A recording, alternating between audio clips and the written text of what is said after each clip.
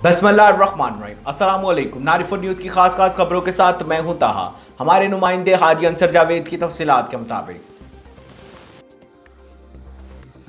मंडीबहाउद्दीन चोट दीड़ा पुल के करीब मुल्जिमान की गाड़ी पर फायरिंग। عنصر जावेद की तफसीलात के मुताबिक अदालत पेशी से वापस जाने वाले 4 अफराद को कत्ल कर दिया गया। तफसीलात के मुताबिक ये चारों अफराद मिर्जा तरखान एक ही खानदान की फैमिली से ताल्लुक़ रखते थे।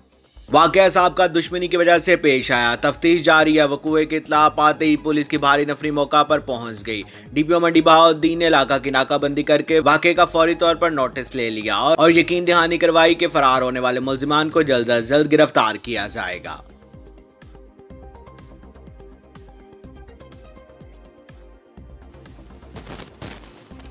अब तक के लिए सिर्फ इतना ही। मजीद खबरों और अपडेट के लिए फ़रद न्यूज़ के साथ रहिएगा। आप हमारी खबरें यूट्यूब और फेसबुक पर भी देख सकते हैं।